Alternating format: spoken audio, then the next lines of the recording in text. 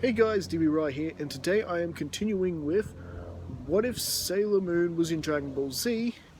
And well, as we can see, we're not quite into Garlic Jr. and Cyborg Frieza territory yet, so I thought it'd be fun to actually use one of Sailor Moon's arcs in this little portion of peacetime in the story. I am talking about, of course, the Dead Moon Circus arc, with Ringmaster Zirconia, whose name I now know, and of course the evil Queen Nehelenia. But more on that later. Continuing right where we left off with all three of the Amazon trio, Hawk's Eye, Tiger's Eye, and Fish's Eye defeated, the only one remaining being, as I recall, Fish's Eye, if I've recalled that correctly from the previous part. Yep. Tiger's Eye escaped a battle between the Sailor Guardians and the Dragon Team, only to be killed by Zirconia for failure. And well, Fish's Eye is the last one left. Hawk's Eye was destroyed by Vegeta on the spot, having dared mess with Bulma. And, well, so continuing on, the schemes of the Dead Moon Circus continues with them pretty much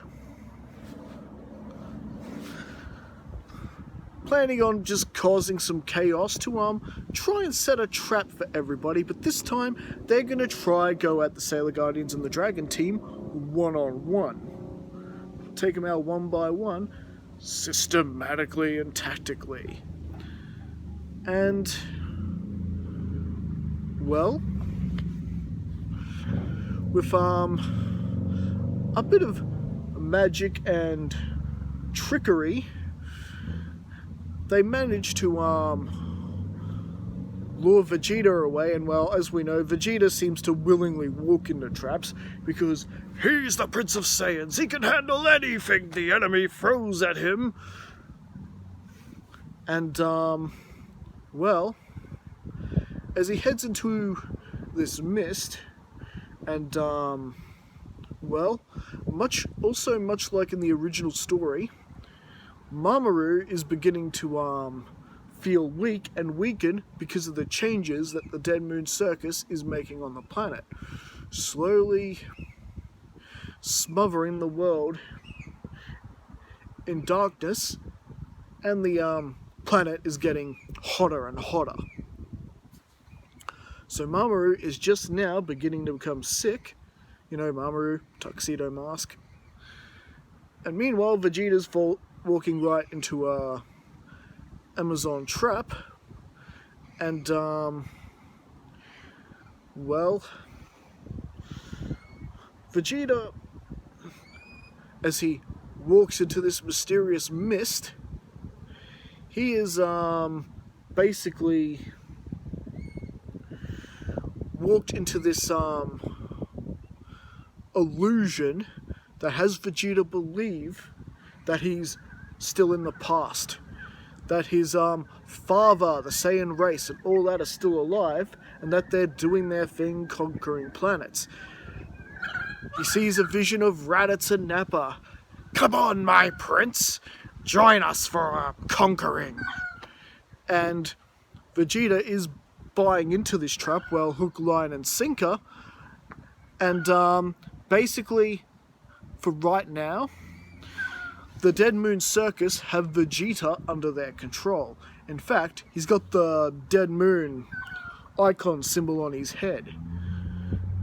I know, I guess but DB Roy, are you just basically trying to duplicate the Majin Buu Vegeta arc? Well, sort of maybe, but this control is a bit more total than what we get in the Majin Vegeta arc later on in the Dragon Ball Z anime. This one's a bit more, yeah. like I said, a bit more total. I am in your power, boss me around. I am Prince Pushover. And, well, so right now, while Vegeta is sort of possessed and doing Nehelenia and Zirconia's bidding, Vegeta believes he's conquering worlds in the name of the Saiyans. You know, the good old times before Frieza, you know, blew it up. And well, meanwhile, the Sailor Guardians are trying to work out the rest of this. However, they are also dealing with their own sort of individual arcs and dealing with their own individual troubles at the moment, much like in the anime. But much like in the anime, they managed to overpower their captives, and with the helps of their new friends like Gohan and Piccolo and the Dragon Team, it's not long until Fish's Eye himself is also defeated, and it's pretty much left to the Amazoness Countess, or whatever you call them. You know, the 4 girls who work for the Dead Moon Circus as well, till they then begin interfering, and they're able to subdue the Dragon Team and Sailor Guardians thanks to their magic. And well, this much actually makes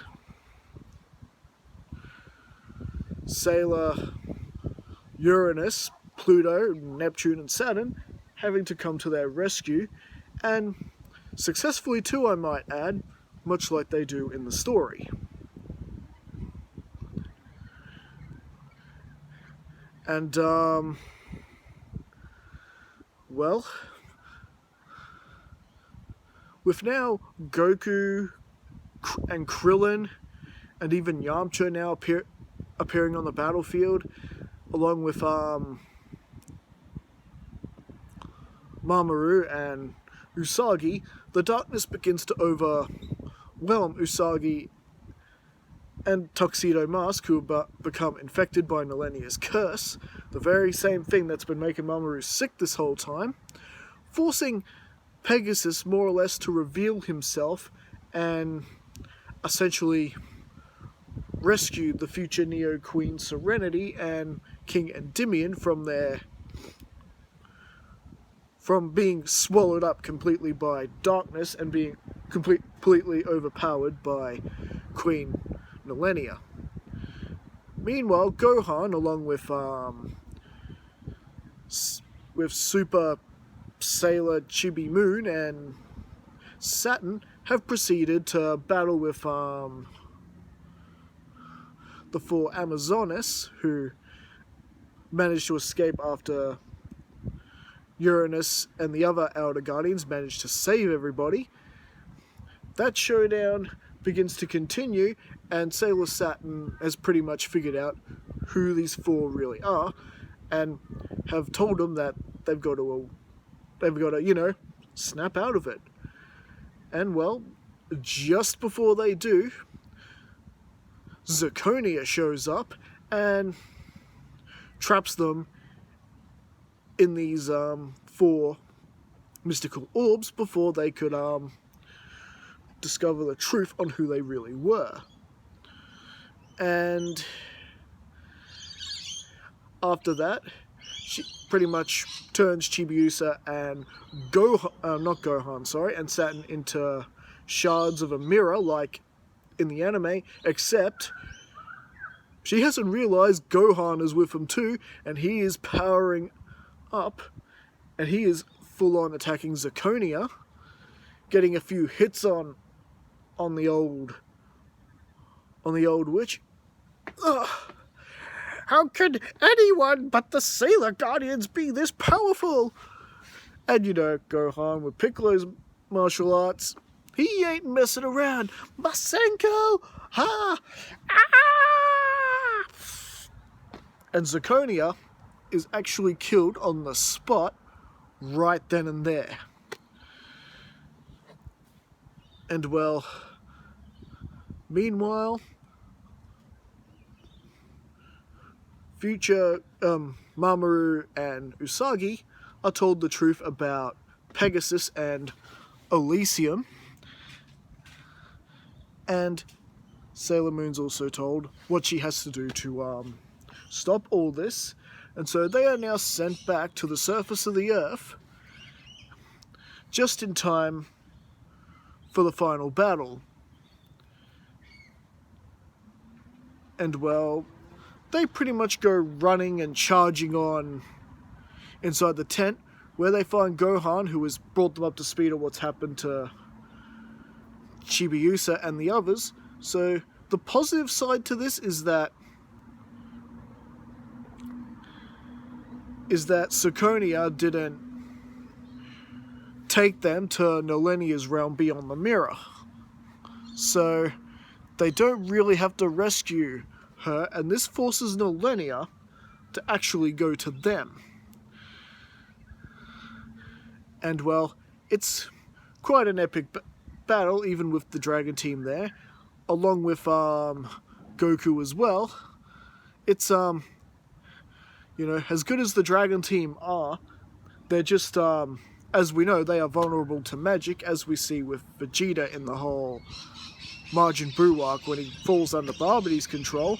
So they're not that well against magic, but when it comes to ki and energy, they're definitely a powerhouse and force to be reckoned with. So Nehelenia's not only got to watch out for the pure magical power of the Sailor Guardians, she's got to watch out for the brute force of the Dragon Team. But thanks to the world being more driven into darkness, they are definitely taking a toll on the Dragon Team. They're not going to be much use. And what's worse, Nehelenia has revealed that Prince Vegeta has joined her side, thanks to the whole mind control illusion trap that Vegeta fell into before. And so we've got Vegeta, who is being shielded from the effects of what's happening to the planet, thanks to Nehelenia. And Vegeta is just attacking everybody, full strength and everything. And with the Dragon Team pretty much incapacitated at this point. And just to give you a little idea what Vegeta actually looks like here, he pretty much looks the same except his skin's purple, like Queen Nehelenia's and Zirconia's. So picture a purple Vegeta with a dark moon insignia on his head. Well, actually, it's 3 moons, I should say. And well, Vegeta is using some powers that he doesn't have normally. He's paralyzing the Sailor Guardians with a wave of his hand, thanks to the extra power that Zirconia is giving him.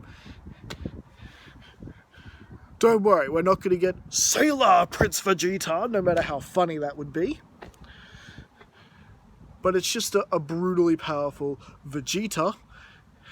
And well, he's just mesmerized right here, and the outside of him is just pure conquest mode. Vegeta manages to tap into Super Saiyan. Yes. His body and everything, even the outside emotions, is using pure rage, which is the key, of course, to going Super Saiyan. And well, things are looking pretty bleak for the Sailor Guardians, but of course, Sailor Moon is not going to give up, and with all her strength, they managed to forge the true Holy Grail, and finally, everyone's powers are upgraded. Moon Crisis Power! Make up! Neptune Crystal Power! Saturn Crystal Power, Uranus Crystal Power, Pluto Crystal Power, and of course everyone else make up, transferring their powers to Sailor Moon, where Sailor Moon has now become Eternal Sailor Moon. So yes, from Super Sailor Moon, no, there's no Super Sailor Moon 2 like we get with Super Saiyan 2. No, Eternal Sailor Moon.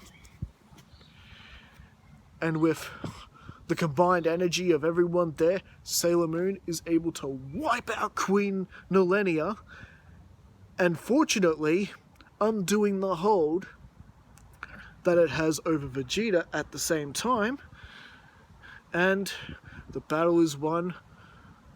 The Earth has blue, beautiful skies again, and peace has been restored to the Earth, via only temporarily. What? Why only temporarily? Well, because not 2 hours after this battle, Garlic Jr.